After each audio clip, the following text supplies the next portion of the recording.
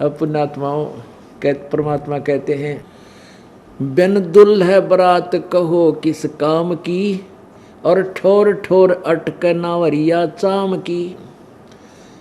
अब दुल्हा ना हो, दुल्हा ना हो और बरात का टोल जा बैठा किसी का बार ना गया, कोई पानी भी ना पियाओ ना, या खास बात समझ लियो, कोई पानी भी ना पूछे, इतने मलंग आ गया, क्या करना है भाई तुम्हें। सबसे पहले इन्हों पूछा ना, उस दुल्हे का मुंह देख लिया कि अच्छी है, पीछे आ गया कि नहीं, जब बरात ने 5-6 पानी पात की पूछा करे। तो यहाँ कहते हैं बिन दुल्हा बरात कहो किस काम की, और वहीं यहां पर कह रहे हैं अब्दुल्ला तो परमात्मा पूर्ण ब्रह्म थे, और बाकी तो बरात थी, उन्हें कौन पूछे, सारी फेल थी। पंडित 12 कोट विपर सहदेव से, और खेवट पना जहाज कहो कौन खेव से। जहाज में बैठ के, ड्राइवर है नहीं इसका, सीप में समुद्री जहाज में बैठ गया, चला चालक है को नहीं, तो बैठे रहो उसमें, कभी नून जा रही है कभी नून जा रही हो, आखिर में डूब का मरे सारे। तो कहते हैं परम संत बिना इस राम नाम की जहाज ने कोई खे नहीं सकता, खेवट या नहीं है उसके बिना। तो इसलिए तत्वदर्शी संत की शरण ग्रहण करो। वो परमात्मा ने ये दास आपके सम्मुख उपस्थित कर रखा है। बोलो सतगुरुदेव। परम पिता परमात्मा, सारी सृष्टि के रचनहार कुल मालिक कबीर देव कबीर परमेश्वर,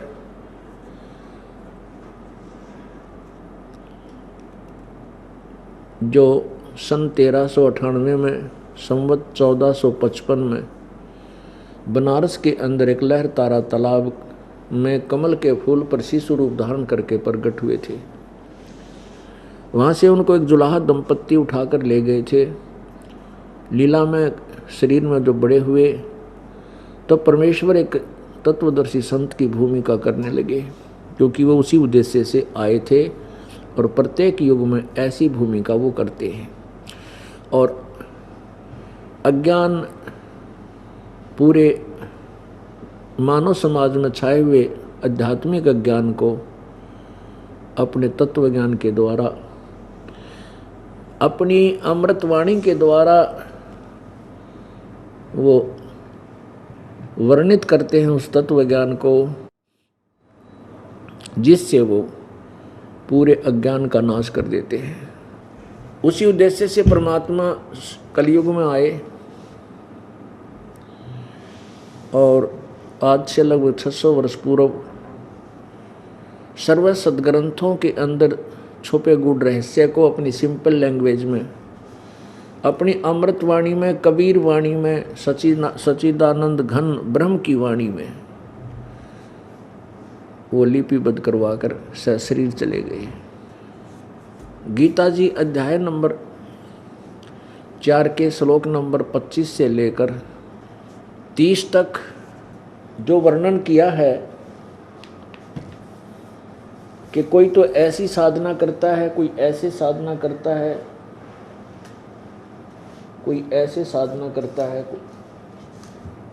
और उस अपनी साधना को पाप नाशक जानते हैं। अपनी अपनी उस साधना को सभी पाप नाशक जानते हैं। और फिर गीता जी अध्याय नंबर 4 के 32 में कहा है कि उस सच्चिदानंद घन ब्रह्म की वाणी में, यानी परमेश्वर कबीर देव जी की वाणी में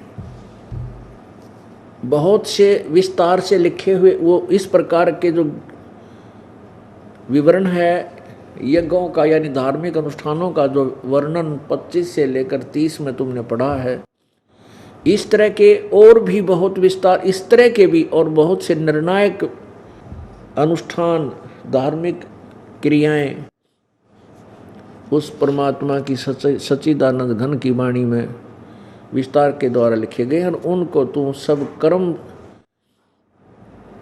कर्म से, काम करते करते, कर्म योग से, यानी काम करते करते पूर्ण होने वाले जान। और उस सच्चिदानंद घन की वाणी को समझने के उपरांत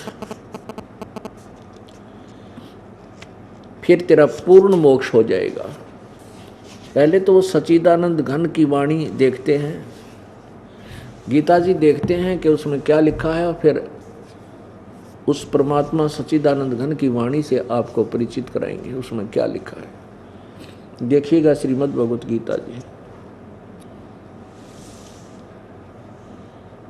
इसके अनुवादक हैं जय दयाल गोविंद का।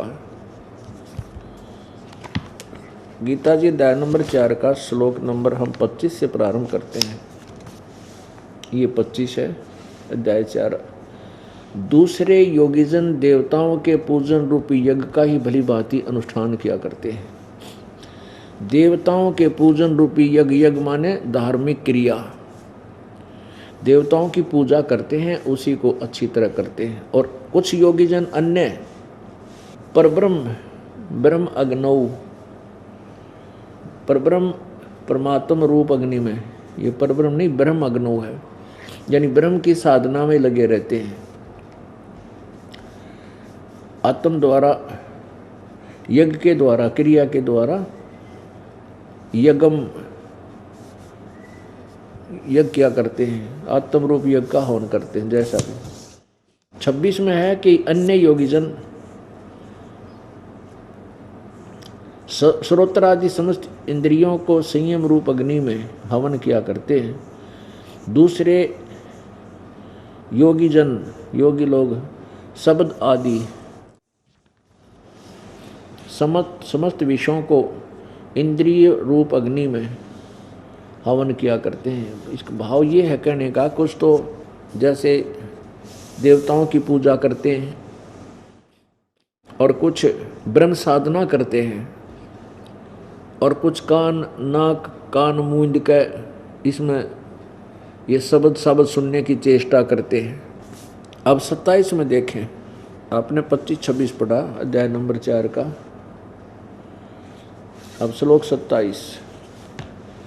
दूसरे योगीजन इंद्रियों को, संपूर्ण क्रियाओं को और संपूर्ण प्राणों की समस्त क्रियाओं को ज्ञान से प्रकाशित आत्म संयम रूप योग अग्नि में हवन किया करते हैं। 28 में कई द्रव्य यज्ञ यानी धर्म भंडारे ही करते रहते हैं। कुछ तपस्या करते हैं, अपने मनमानी घोर तपस्या करते हैं, यज्ञ तपस्या यज्ञ करने वाले हैं। दूसरे योग रूप यज्ञ करते हैं, कुछ योग आसन पद्म लगा कर बैठे रहे उस पर, और कितने ही अहिंसा आदि तीक्ष्ण व्रतों से युक्त यतनशील, जैसे मुंह पर पट्टी बांध के पैरां तनंगे घूमे, इस तरह की साधना, इसी को वो अपना कुछ सब अध्याय रूप, जैसे गीता जी का पाठ करना, नित्य नियम करना आदि सिर्फ यहीं तक सीमित रहते हैं। ज्ञान करने वाले हैं, ज्ञान ये करते हैं। और 29-30 में कहा है, दूसरे कितने योगीजन अपान वायु में प्राणवायु को हवन करते हैं, और कितने ही वायु प्राण वायु को अपान वायु में हवन करते हैं। अन्य नियमित आहार करने वाले हैं, अल्पाहारी हैं।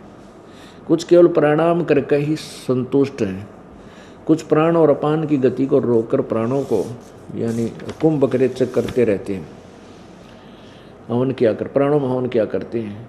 ये सभी साधक यज्ञों द्वारा पापों का नाश करने वाले योगों को जानने वाले हैं। ये इन्होंने अनुवाद ठीक नहीं किया। इसका अर्थ ये है कि ये सभी अपनी अपनी साधना को पाप नाशक जानते हैं। अब इसका विवरण फिर ये बताया कि 31 में ये बताया कि जो साधना करते नहीं, देखो सदग्रंथों में केवल शास्त्र अनुसार साधना करने का निर्देश है। अन्य जो साधना करते हैं वो साधना व्यर्थ है। अब यहाँ केवल इतना प्रमाण दिया है कि जो भक्ति नहीं करते वो तो सीधे महादुखी होते हैं, उनका कितने ठिकाना है को नहीं। यहाँ देखो 31 में अध्याय नंबर 4 के श्लोक नंबर 31 में 31 में